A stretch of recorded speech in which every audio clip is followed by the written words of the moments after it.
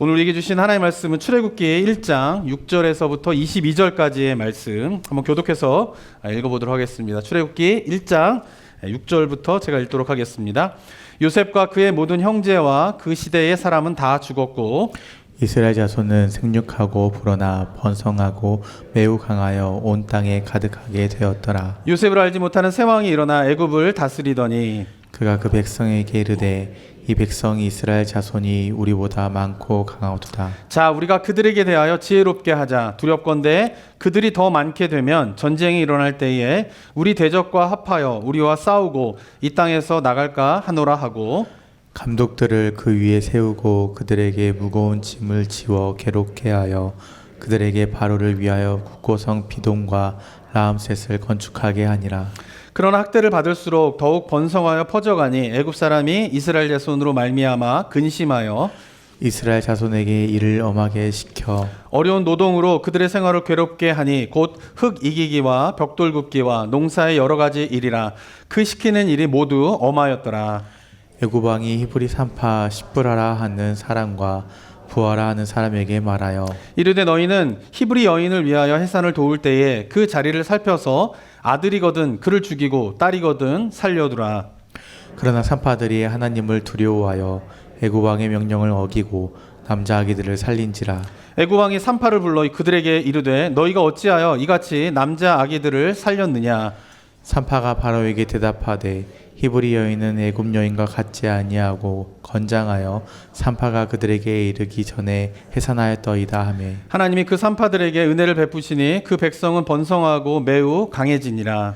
그 산파들은 하나님을 경외하였으므로 하나님이 그들의 집안을 흥왕하게 하신지라. 22절 함께 읽겠습니다. 그러므로 바로가 그의 모든 백성에게 명령하여 이르되 아들이 태어나거든 너희는 그를 나일강에 던지고 딸이거든 살려두라 하였더라. 아멘. 큰 민족을 이루시겠다라고 하는 하나님의 약속을 받은 야곱 족속은 350년 동안의 하나님의 침묵에도 불구하고 결국은 하나님의 약속이 이루어지게 되는 그런 은혜를 이제 누리게 되게 됩니다. 자, 하지만 하나님의 약속이 성취될 때에 좋은 일만 일어나지 않아요. 하나님의 약속이 성취되면은 하나님의 약속을 도전하는 일들이 일어나게 돼 있습니다. 자, 오늘 본문에서도 이스라엘 백성들이 장정만 60만이라고 하는 어마어마한 커다란 민족으로 이루는 하나님의 약속의 성취를 경험하지만 동시에 어떤 일이 일어나게 됩니까? 바로의 핍박이 시작되게 되는 것을 오늘 본문을 보면 알 수 있습니다. 자, 8절을 보면 이렇게 기록되어 있는데요. 요셉을 알지 못하는 새 왕이 일어나 애굽을 다스리게 되었다라고 하는 것입니다. 우리 성도님들도 잘 아시는 것처럼 창세기에서 요셉은 애굽의 총리였죠. 그냥 총리가 아니라 애굽을 위기에서 구한 위대한 일을 행한 총리였습니다. 그래서 애굽에서 이제 요셉의 형제들과 야곱이 애굽에서 내려와 살려고 했을 때에 바로는 고센 땅이라고 하는 굉장히 좋은 땅을 선물로 주면서 그곳에서 거주할 수 있는 배려를 해주셨는데 그 이유가 무엇 때문이냐면 바로 요셉의 위대한 일 때문에 그런 것입니다. 그리고 그 이후에 이제 애굽에서 히브리 사람들이 쭉 살아오는 동안에 애굽 사람들과 혼혈하여서 피를 섞지 않고 히브리 민족을 지킬 수 있었던 이유가 무엇 때문이냐면 바로 요셉의 명성이 그 이후에도 계속적으로 애굽 땅에 전해져 왔기 때문에 그것이 가능했다라고 볼 수가 있는 것입니다. 자, 그런데 이제 요셉이 어떻게 해요? 알지 못하는 화면이 먼저 넘어갔네요. 저를 비춰주세요. 화면 말고 저를 비춰주세요. 이게 순서대로 넘어가야지 이게 잘 됩니다. 아시겠죠? 그래서 요셉을 알지 못하는 왕이 어떻게 해요? 이제 되자 장정 60만이나 되는 히브리 민족이 어떻게 해요? 위협적인 존재로 이제 느껴지게 되는 일들이 벌어지게 됩니다. 그래서 10절에 보게 되면 어떻습니까? 이제 비춰주세요. 자, 그래 우리가 어떻게 그들에 대하여 지혜롭게 하자. 두렵건대 그들이 더 많게 되면 전쟁이 일어날 때에 우리 대적과 합하여 우리와 싸우고 이 땅에서 나갈까 하노라 라고 하는 염려를 하게 되는 거예요. 너무 많으니까 어떤 전쟁이 일어나게 되었을 때 적군과 힘을 합쳐가지고 우리를 공격하면은 우리에게서 이제 벗어나서 다른 곳으로 갈 수 있지 않겠냐라고 하는 염려를 이제 바로가 하게 되게 됩니다. 자, 그러자 애굽 왕은 히브리 민족을 탄압하기 위하여서 어떻게 해요? 거대한 이제 건축을 시작하게 됩니다. 국고성 비돔과 라암셋이라고 하는 어마어마한 건축물을 짓기 시작하면서 히브리 사람들을 다 노예로 데리고 와서 강제 노역을 시키면서 그 민족이 더 이상 번성하지 못하도록 이제 바로가 이제 조치를 취하게 되는 것이에요. 자, 그렇지만 이 예상하지 못했던 일들이, 바로가 생각하지 못했던 일들이 이제 벌어지게 됩니다. 12절에 보면 어떻게 기록되어 있죠? 학대를 받을수록 더욱 어떻게 해요? 번성하여져서 퍼져나가게 되어서 애굽 사람이 이스라엘 자손으로 말미암아 근심하게 되는 일들이 일어나게 되는 거예요.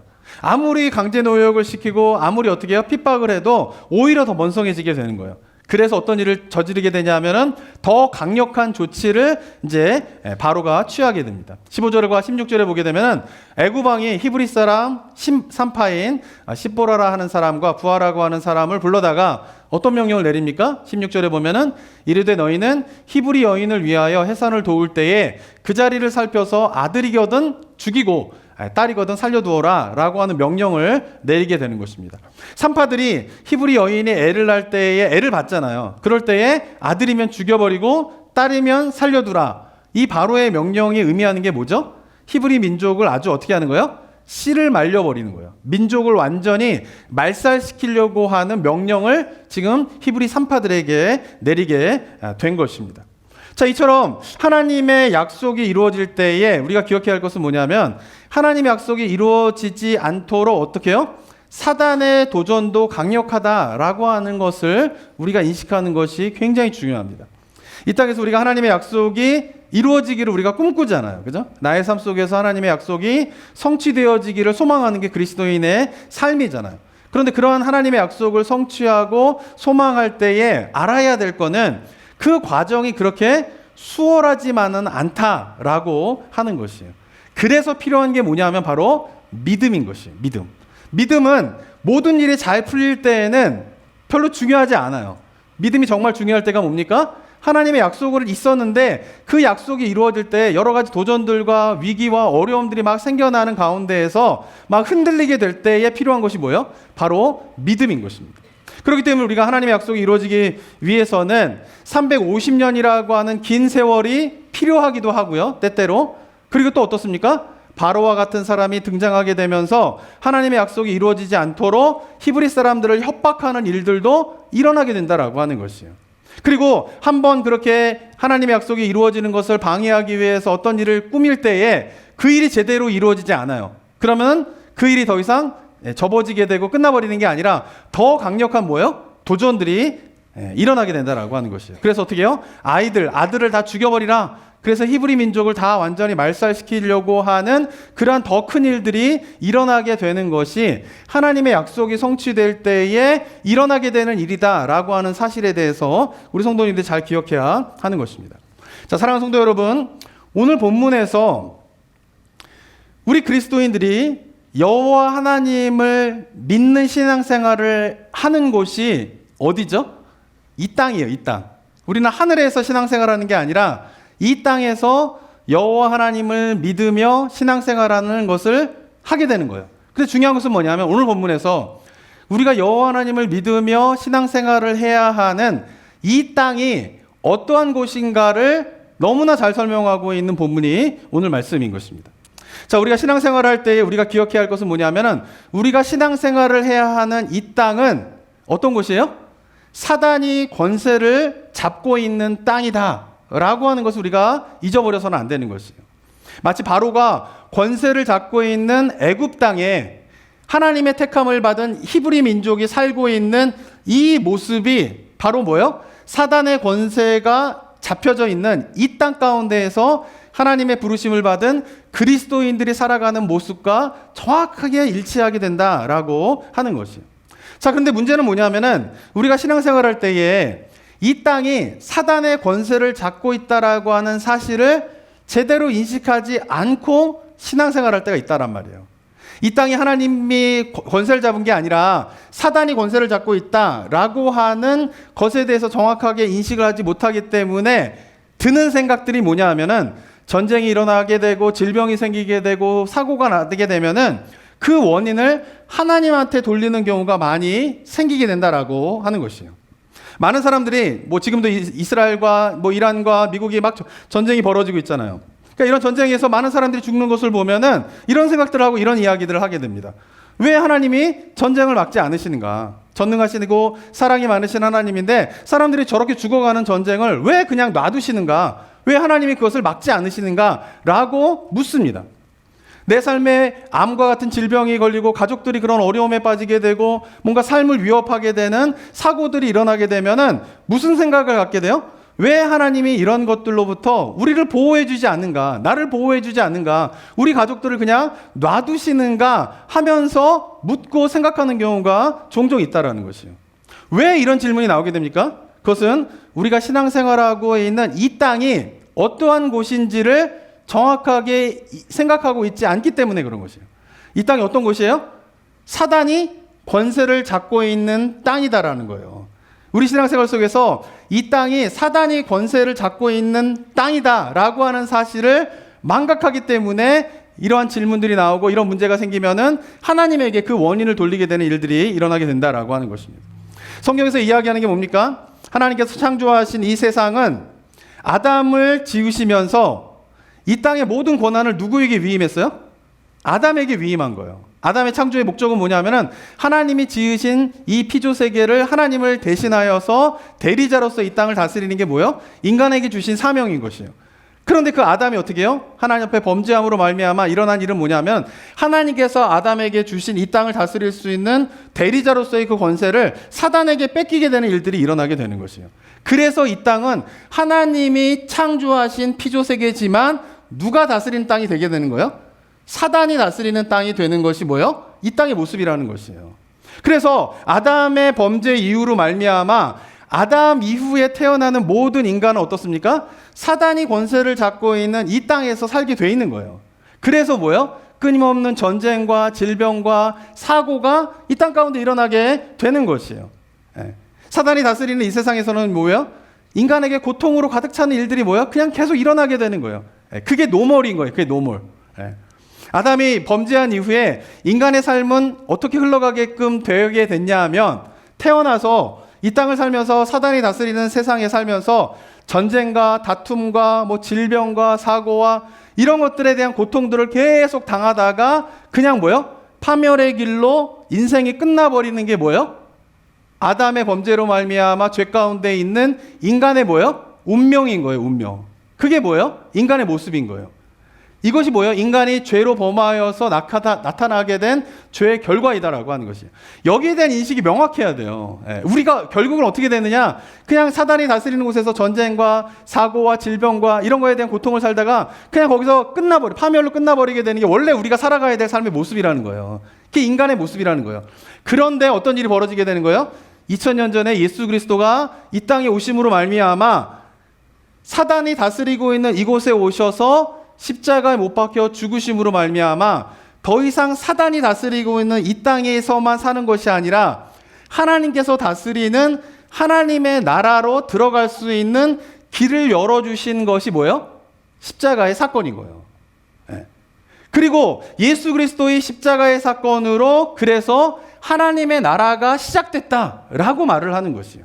하지만 여전히 그리스도인이 되어도 사단이 다스리고 있는 이 세상에 살면서 신앙생활을 해야 돼요. 왜냐하면 하나님이 통치하는 하나님의 나라는 아직 완성되지 않았기 때문에 그런 것이에요. 그러니까 예수 그리스도가 오심으로 말미암아 십자가의 사건으로 하나님의 나라가 시작되었다라고 하는 것은 뭐냐면은 이제 하나님이 다스리는 하나님의 나라에 우리가 들어갈 수 있는 길이 열리게 되었다는 거예요. 그래서 복음인 거예요. 그렇지만 아직은 예수 그리스도가 재림하실 때까지는 그 나라가 완성되지 않았기 때문에 그 사이에 예수님의 초림과 예수님의 재림 사이에 그리스도인의 삶은 이중적인 삶을 살아갈 수밖에 없게 되는 거예요. 예수 그리스도를 믿는다 하더라도 사단이 다스리고 있는 이 땅에서 살아야 돼요.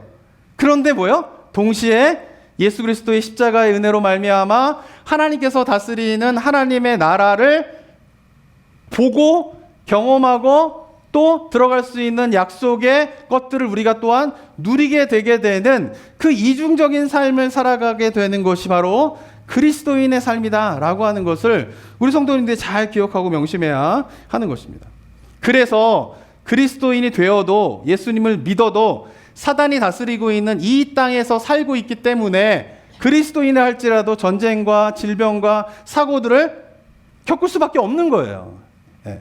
이런 환난을 겪게 되는 것은 하나님이 보호해 주시지 않았기 때문이 아니라 사단이 이 세상을 다스리고 있는 곳에 우리가 살아가야 되기 때문에 이런 것들을 겪을 수밖에 없다라고 하는 것이 굉장히 중요한 성경적인 관점이다라고 하는 것이에요. 마치 바로가 다스리고 있는 애굽 땅에 약속을 받은 히브리 사람들이 살고 있는 것과 똑같은 거예요. 노역을 겪게 되고 핍박을 당하게 되고 심지어는 아이들이 죽임을 당할 수 있는 위협을 당하게 되는 것은 하나님이 히브리 민족을 보호하지 않으셨기 때문에 일어난 일이 아니라 애굽을 지금 바로가 다스리고 있기 때문에 바로의 권세가 애굽에서 가장 강력하기 때문에 어떻게 해요? 그런 일들이 벌어지고 있는 것이에요. 마찬가지로 우리가 살고 있는 이 세상에서 전쟁과 질병 그리고 사고를 겪게 되는 것은 사단 때문이다. 사단이 이곳을 다스리고 있기 때문이다 라고 하는 것을 명확하게 인식을 해야 되는 것이에요. 그런데 사단은 자꾸 인간으로 하여금 어떻게 합니까? 이것이 마치 하나님이 우리를 보호해 주시지 않으셨기 때문에 이러한 일들을 겪게 된다라고 생각하게끔 만드는 거예요. 그래서 어떻게 해요? 하나님에 대한 탓을 돌리게 되고 정말 아까도 말씀드린 것처럼 인간이라고 하는 것은 그냥 질병과 사고와 전쟁과 다툼과 이런 걸로 그냥 끝나버릴 수밖에 없는 인생인데 그래도 예수 그리스도가 오셔서 새로운 하나님의 나라로 들어갈 수 있게 된 것인데 구원의 유일한 길은 그래서 예수 그리스도밖에 없는데 그 예수 그리스도를 온전히 바라보지 못하게 만드는 일을 하고 있다라고 하는 것이에요. 좀 전에 말씀드린 것처럼 지금 이란과 이스라엘이 막 전쟁을 벌이고 있어요. 그죠? 오랫동안에 중동에서 전쟁이 일어나고 있습니다. 근데 이런 전쟁들 쭉 보면서 사람들이 자꾸 생각하고 질문하는 게 있어요. 유튜브를 보도 이렇게 전문가들이 나와가지고 여러 가지 이야기들도 하고, 이제 타이틀 가운데 그런 것도 있더라고요. 이슬람과 기독교와 유대교는 왜 같은 신을 믿는데 이렇게 서로 싸우나? 이런 질문들도 많이 나오게 되는 것 같아요. 근데 이게 보면은 이스라엘과 이란이 싸우고 있고 중동이 싸우고 있고 이것이 마치 종교 전쟁인 것처럼 인식되는 경향이 되게 많아요. 기독교와 이슬람이 싸우고 유대교와 이슬람이 싸우는 그런 종교 전쟁인 것처럼 보여지는데 실상 그렇지 않다라는 거예요. 이거는 그냥 땅을 정복하기 위한 권력자들의 싸움인 거예요. 근데 이걸 어떻게 포장합니까? 마치 종교 전쟁인 것처럼 포장을 하게 돼요. 기독교와 유대교, 그런 건 아니죠 지금. 기독교와 이슬람, 유대교와 이슬람 이게 전쟁을 하는 거예요. 그러면서 드는 생각이 뭐냐면은 기독교가 없었다면, 이슬람이 없었다면, 유대교가 없었다면은 이런 전쟁이 일어나지 않을 건데 라는 생각을 하게 되는 거예요. 다시 바꿔 말하면 하나님을 믿지 않는다면 이런 전쟁이 없을 건데 기독교가 생겨나가지고 유대교가 생겨나가지고 그리고 또 거기서 같은 비슷한 종교인 이슬람이 생겨나가지고 서로 전쟁을 하면서 어떻게 해요? 이렇게 어려움과 고난 가운데 많은 사람들이 죽게 된다라는 생각을 점점 사람들이 갖게 되는 것을 보게 되는 거예요. 자, 그런데 생각해 봐야 할 것은 과연 기독교가 없다고 인류의 전쟁이 일어나지 않을까요? 유대교가 없다고 이 땅의 전쟁이 끝날까요? 이슬람이 없다고 이 땅의 전쟁이 없어질까요? 그게 아니라는 거예요. 인류는 어떻게 돼요? 전쟁하고 다투고 질병이 나고 사고 나는 게 뭐예요? 그게 노멀이에요. 노멀. 사단이 다스리고 있는 세상에서는 그런 일들이 일어나게 되는 것이 노멀인 거예요. 노멀. 그죠? 기독교가 없다고 그런 전쟁이 일어나는 것이 아니라 기독교가 없더라도 만약 예수님 이 땅에 오시지 않으셨어도 인간은 다른 이유와 여러 가지 걸로 더 심각한 전쟁과 다툼과 이런 일들이 일어나게 되었을 거라는 거예요. 왜? 그게 사단이 다스리고 있는 이 땅의 노멀의 모습이라는 거예요. 노멀의 모습. 근데 우리는 자꾸 그것이 마치 기독교가 생겨났기 때문에 유대교가 있었기 때문에 이슬람이 있었기 때문에 라고 하면서 종교전쟁으로 생각하게 되면서 뭔가 이런 것에 대한 책임들을 하나님에게 돌리고자 하는, 신에게 돌리고자 하는 그런 부분에 대한 생각들에 물들게 되는 일들이 일어나게 되었다라고 하는 것이에요. 하지만 오히려 예수님이 오셨기 때문에, 그래서 기독교가 존재하기 때문에 어떻게 해요? 그 전쟁이 있을 수밖에 없는 이 세상에서 벗어나 새로운 구원의 길로 이룰 수 있는 길들이 열리게 되었다는 거예요. 그러니까 다시 바꿔 말하면은 이 땅이 사단이 다스리고 있는 전쟁과 분열과 다툼과 아픔과 그런 것들이 있을 수밖에 없는 세상이다. 인간의 삶은 거기서 그냥 끝나버리는 삶으로 살아갈 수밖에 없는 것이 죄의 결과이다 라고 하는 사실에 대한 정확한 인식이 없으면 예수 그리스도의 복음은 기쁜 소식이 아니에요. 예수 그리스도가 이 땅에 오셔서 십자가에 죽으셨다라고 하는 사실은 뭐예요? 우리에게 기쁨을 가져다주고 소망을 가져다주는 소식이 될 수 없다라는 거예요. 근데 우리의 인생은 사단이 다리는 이 세상에서 그냥 전쟁과 다툼과 분열과 고통과 그런 걸로 끝나갈 수밖에 없는 삶이 우리의 뭐예요? 노멀인 거예요. 우리가 그렇게 살아갈 수밖에 없는 거예요. 그런데 예수님이 오셨기 때문에 뭐예요? 그런 곳에서 벗어나서 하나님이 다스리는 하나님의 나라에 들어가게 되고 그 땅에서 살 수 있는 길들이 열리게 되었다라고 하는 것이 그래서 복음인 것입니다. 사랑하는 성도 여러분, 우리의 삶의 고통의 원인은 하나님에게 있지 않다라는 거예요. 이거를 붙잡는 게 굉장히 중요해요. 사단에게 그 원인이 있고 우리의 죄에 그 원인이 있다라고 하는 것을 명확하게 인식을 해야지만이 예수님께서 이 땅에 오셔서 십자가에 못 박혀 죽으심으로 우리를 구원하시는 그 구원이 우리에게는 기쁜 소식으로 다가올 수 있게 되는 것입니다. 왜냐하면 유일한 이 고통과 사단이 다스리고 있는 세상에서 벗어날 수 있는 유일한 길은 오직 여호와 하나님을 의지하고 그 예수 그리스도의 십자가를 바라보는 길만이 유일한 길이기 때문에 그런 것입니다. 이렇게 바로가 권세를 잡고 있는 땅이기 때문에 강제 노역과 핍박과 죽음의 위협이 당하게 됐다라고 하는 사실을 명확하게 인식하고 이러한 상황에서 벗어날 수 있는 유일한 길은 여호와 하나님을 의지한 것뿐이다 라고 하는 것을 명확하게 인식한 두 여인이 등장하게 됩니다. 17절 한번 읽어볼까요? 17절 한번 읽어보겠습니다. 시작. 그러나 산파들이 하나님을 두려워하여 애굽 왕의 명령을 어기고 남자 아기들을 살린지라. 네, 산파들이 바로가 불러가지고 히브리 여인의 산파들이에요. 노예의 산파들이란 말이에요. 근데 애굽 왕이 불러가지고 아들은 태어나면 죽이고 딸은 살려둬라 라는 명령을 받았다면 산파들은 어떻게 해야 됩니까? 죽여야 돼요. 안 죽이면 어떻게 될까요? 자기가 죽게 돼 있는 거예요. 그런데 산파들은 바로의 명령을 받고 난 다음에 아들을 죽이라고 하는 바로의 명령을 따르지 않습니다. 이유가 무엇 때문이라고 17절에서 이야기하고 있죠?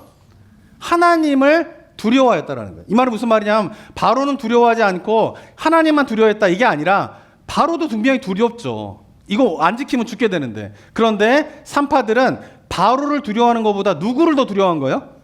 하나님을 더 두려워했다라는 거예요. 이게 중요한 것이에요. 근데 이 말을 다시 바꿔 말하면은 이 모든 고통의 원인이 산파들은 바로에게 있다라고 하는 것을 명확하게 알게 된 거예요. 그리고 그 바로의 명령을 따르게 되면은 이 고통에서 벗어나게 되는 것이 아니라 오히려 더 깊은 고통 가운데로 들어갈 수밖에 없는 것이 바로 바로의 명령을 따르는 것이다 라고 하는 것을 명확하게 알고 있었던 거예요. 그래서 이 상황에서 벗어날 수 있는 유일한 길은 뭐예요? 여호와 하나님을 의지하는 것이고 여호와 하나님의 말씀에 순종하는 것이 유일한 길이다 라고 하는 것을 산파들이 믿었기 때문에 그들은 바로의 명령을 따르지 않고 누구의 명령을 따르는 거예요? 하나님의 뜻을 따르면서 아들을 살려두게 되는 일을 행하게 된 것이다 라고 하는 것이. 자, 그런데 자기의 명령을 듣지 않고 아들을 살려둔 두 산파를 애굽 왕이 다시 불러서 추궁을 합니다. 어찌하여 너희들이 아들을 죽이지 않느냐? 이 두 번째 불러가지고 바로가 이렇게 추궁한다라고 하는 거는 어떤 상황이에요? 이제 여기서 뭔가 이렇게 들통나면 이제 어떻게 되는 거예요? 죽게 되는 거예요. 그런데 여인들이 이렇게 대답을 합니다. 19절 한번 읽어볼까요? 시작. 산파가 바로에게 대답하되 히브리 여인은 애굽 여인과 같이 아니하고 건장하여 산파가 그들에게 이르기 전에 해산하였더이다. 네, 여인들이 대는 핑계가 뭡니까? 바로에게 이 히브리 사람들은 건강하기 때문에 애굽 사람들과 달리 어떻게 해요? 자신들이 도착하기, 아기를 낳기 예정된 날에 도착하기 전에 이미 뭐예요? 낳아버려서 아이들을 죽일 수 없습니다 라고 대답을 한 거예요. 이 말이 뭐죠? 바로에게 지금 뭐 한 거예요? 거짓말을 한 거예요. 바로가 바보입니까? 이 말을 어떻게 됐을까요? 하는 순간 그렇구나 이랬을까요? 아니에요. 잘못하면 이게 거짓말이다 라고 하는 것을 바로가 알면서 이 산파들은 뭐예요?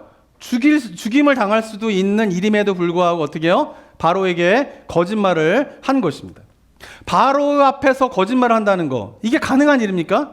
하지만 산파들은 바로 앞에서 이러한 거짓말을 할 수 있었던 이유가 무엇 때문일까요? 그것은 바로 이 고통의 원인이 바로 때문이다라고 하는 사실을 명확하게 알았기 때문에 그래요. 그리고 다시 바꿔 말하면 이 고통에서 벗어날 수 있는 유일한 길은 여호와 하나님을 의지하는 것뿐이다라고 하는 사실을 명확하게 알았기 때문에 그들이 목숨을 걸고라도 어떻게 해요? 바로의 뜻이 아닌 하나님의 말씀에 순종하고자 그런 일을 행하고 이런 거짓말도 담대하게 바로 앞에서 말할 수 있었다라고 하는 것입니다. 그럴 때에 어떤 일이 벌어지게 됩니까? 20절과 21절 한번 읽어보겠습니다. 시작. 하나님이 그 산파들에게 은혜를 베푸시니 그 백성은 번성하고 매우 강해지니라. 그 산파들은 하나님을 경외하였으므로 하나님이 그들의 집안을 흥왕하게 하신지라. 네, 오히려 하나님이 그 산파들을 어떻게 해요? 은혜를 베푸셔서 강해지게 되고 그 산파들은 하나님을 경외했기 때문에 그 집안을 흥왕하게 하는 하나님으로부터 큰 복을 받게 되는 일을 이제 산파들이 경험을 하게 되는 것입니다. 사랑하는 성도 여러분, 그리스도인들이 하나님으로부터 복을 받게 되는 거는요, 그냥 받게 되는 게 아니에요. 믿음의 검증이 있은 다음에 뭐가 받게 되는 거예요? 복을 받게 되는 거예요. 히브리 산파들에게 하나님의 은혜를 베푸시고 그 집을 하나님께서 흥왕하게 하셨다라고 하는 이유가 무엇 때문이에요? 그것은 바로의 명령에 불순종할 때에는 얼마나 큰 대가를 치러야 하는지를 산파들은 너무나 잘 알고 있음에도 불구하고 여호와 하나님을 더 경배하여서 하나님 말씀에 순종하고자 하는 뭐가 있었던 거예요? 믿음의 결단이 있었던 거예요. 그 믿음의 결단들이 뭐예요? 믿음의 검증인 거예요. 모든 일이 다 평안할 때에 믿음의 검증이 일어나게 되는 것이 아니라 하나님 말씀에 순종할 때에 여러 가지 도전들과 심지어는 생명의 위협이 있는 가운데에서도 그럼에도 불구하고 하나님의 말씀에 순종하는 것이 뭐예요? 믿음의 검증이에요. 믿음의 결단이에요. 그리고 이런 믿음의 검증과 이런 믿음의 결단이 있을 때에 뭐가 부어지게 되는 거예요? 하나님의 큰 복이 부어지게 된다라고 하는 것이에요. 그러니까 우리가 믿음의 실천은 아무런 위험과 어려움이 없는 것이 아니라 어려움과 위험 가운데에서도 믿음의 결단을 하는 것이 뭐예요? 믿음의 실천인 거예요. 그리고 이런 믿음의 실천을 통하여서 믿음의 검증이 이루어지게 되었을 때에 하나님으로부터 큰 복을 누리게 되는 것입니다. 사랑하는 성도 여러분, 오늘 본문에서 우리가 굉장히 중요하게 깨달아야 할 영적 메시지가 있어요. 그것은 뭐냐면 하나님께서 히브리 민족이 애굽 땅에 350년 동안 있을 때에 침묵하신 이유가 무엇 때문이냐라고 하는 것이에요. 그 첫 번째 이유는 지난주에 설교 때 말씀드린 것처럼 하나님의 뜻이 이루어지기 위해서는 때때로 350년이라고 하는 긴 세월이 필요해요. 그래서 하나님의 뜻이 이루어지기 위해서 그 350년 동안 하나님께서 침묵하셨던 이유가 첫 번째 이유인 거예요. 그런데 또 다른 이유가 있는데 그것은 바로 이 350년의 시간들을 통하여서 이스라엘 백성들이 스스로가 자신들이 누구인가를 깨닫게 하기 위하여서 이런 시간을 하나님께서 침묵하셨다라고 볼 수가 있는 것입니다. 무슨 말이냐면은 애굽에서 이스라엘 백성들이 히브리 사람들이 350년 동안 지나면서 그들이 어떠한 삶을 살았을까요?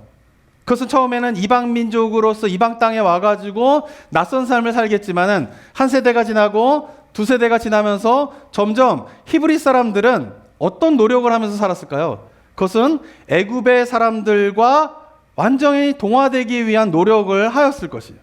스스로를 어떻게 생각했을까요? 나는 애굽 사람이다 라고 생각하면서 그 애굽의 문화와 전통과 정신과 이런 거에 완전히 동화되고자 노력하면서 그들이 살았을 것입니다. 그리고 애굽의 왕을 바라볼 때에도 처음에는 이방 땅의 왕이었지만 그러나 그 땅에서 오랜 세월을 살게 되면서 애굽의 왕을 다른 애굽 사람들과 똑같이 자신들의 왕으로 생각하면서 애굽 왕을 섬기면서 살아왔을 것이에요. 자, 그런데 그렇게 이스라엘 백성들이 애굽 땅에 살면서 애굽 사람들과 완전히 동화되는 삶을 살려고 노력하고 애굽 왕을 나의 왕으로 섬기면서 살아왔지만 그 결과가 뭐죠? 자기가 믿었던 그 왕으로부터 어떻게 해요? 핍박을 당하고 아이들을 죽이라고 하는 끔찍한 명령을 당하게 되는 그 위협과 어려움에 빠지게 되었을 때에 이스라엘 백성들은 그때야 비로소 깨닫게 되는 것이 있었던 것이죠. 그것이 뭐냐면 바로 우리는 이 애굽에 살지만 이 애굽 사람들과 동화될래야 동화될 수 없는 사람들이구나 라고 하는 자신의 정체성이에요. 왜냐하면 하나님의 부름을 받은 사람들은 애굽 땅에 살지만 그러나 그 애굽 땅에 살고 있는 사람과 완전히 동화되려고 노력하면 노력할수록 어떤 일이 벌어져요? 고난과 어려움과 문제들이 생기게 되는 것이에요. 여호와 하나님이 나를 부르셔서 여호와 하나님이 나의 왕이신데 내 눈에 보이는 애굽의 왕을 왕으로 믿으면서 그 왕의 말을 따르면서 살아가게 될 때에 어떤 일이 벌어지게 되는 거예요? 오히려 고난과 핍박과 자기의 아이들을 죽이라고 하는 끔찍한 위협에 직면하게 된다라고 하는 사실을 깨달으면서 진정 우리의 왕은 누구인가 라고 하는 것을 그들이 생각하게 되겠다라고 하는 것입니다. 바로에 의해서 강제 노역과 아이들이 죽임을 당하는 그런 것을 경험하게 되면서 이 고통의 원인이 어디에 있는가? 그것은 바로 자신들을 애굽에 살고 있지만 그러나 애굽 사람들과 동화될래야 동화될 수 없는 하나님의 택하심을 받은 백성이구나 라고 하는 그 사실을 깨닫게 하기 위하여서 350년의 시간을 하나님께서 그 땅에 보내게 하셨다라고 하는 것입니다. 사랑하는 성도 여러분, 저는 우리도 마찬가지라고 생각합니다. 오늘 본문 속에서 바로가 다스리는 애굽 땅에 하나님의 택하신 히브리 민족이 살면서 그들이 그 땅에 동화될래야 동화될 수 놀려고 노력하면 노력할수록 그 땅에 동화되는 것이 아니라 오히려 문제와 환난들이 닥치게 되는 것을 깨닫게 되면서 우리들이 하나님의 택하신 백성으로서 이 땅 가운데에 동화될래야 동화될 수 없는 하나님 나라의 백성이구나 라고 하는 그 정체성을 깨닫게 될 때에 무엇이 시작됩니까? 출애굽이 시작되게 되는 것이에요. 저는 우리도 마찬가지입니다. 그리스도인이 되었다면은 우리들은 사단이 다스리는 이 세상에 살지만 그러나 이 세상과 동화될래야 동화될 수 없는 존재인 것을 깨달으셔야 돼요. 이 사실이 깨달아져야지 어떻게 해요? 우리 삶 가운데에서 벌어지고 있는 여러 가지 환난과 어려움에서 우리가 출애굽을 하게 되는 은혜를 경험할 수 있는 것입니다. 세상과 동화되려고 할 때 우리 삶에는 여러 가지 환난과 어려움들이 더 생기게 된다라고 하는 사실을 깨달아야 돼요. 그러면서 이러한 환난과 어려움들에서 벗어날 수 있는 유일한 길은 오직 예수 그리스도 뿐임을 인식하고 예수 그리스도를 바라보게 될 때에 우리는 여러 가지 환난과 어려움에서 출애굽이 시작되게 되는 은혜를 경험하게 될 줄을 믿습니다. 사랑하는 성도 여러분, 우리가 살고 있는 이 세상에 어떠한 곳인지를 명확하게 우리가 인식해야 돼요. 그리고 우리가 바라봐야 될 것들과 소망해야 될 것이 무엇인가를 정확하게 볼 수 있어야지만이 우리의 삶들 가운데에 하나님의 놀라운 역사인 출애굽의 역사가 일어나게 될 줄을 믿습니다. 바라긴 저와 여러분들이 이 땅에 살지만 그러나 동화될래야 동화될 수 없는 하나님 나라 백성으로서의 정체성을 명확하게 인식함으로 우리가 바라봐야 할 그 주님을 바라보면서 우리 삶 가운데에서도 이스라엘 백성들이 경험했던 그 출애굽의 역사를 경험하게 되는 은혜가 우리 모든 성도들 가운데 있게 되시기를 주님의 이름으로 축원합니다. 사랑과 은혜가 충만하신 하나님 아버지, 우리가 살아가고 있는 이 땅이 사단의 권세가 장악하고 있는 땅 가운데 우리가 살아가고 있음을 우리가 온전히 인식하게 되기를 원합니다. 이 땅 가운데에서 우리가 살아가게 되면 그저 우리가 맞이하게 될 것은 환난과 고난과 멸망밖에 없음을 우리가 깊이 깨닫는 가운데 예수 그리스도가 2000년 전 이 땅에 오셔서 십자가에 못 박혀 죽으심으로 하나님이 다스리는 하나님의 나라에 우리가 들어갈 수 있는 길을 열어주신 그 십자가의 은혜가 얼마나 큰 것인가를 깨닫고 그 십자가를 날마다 바라보는 삶의 모습이 우리 성도님들의 삶의 모습 되게 하여 주시옵소서.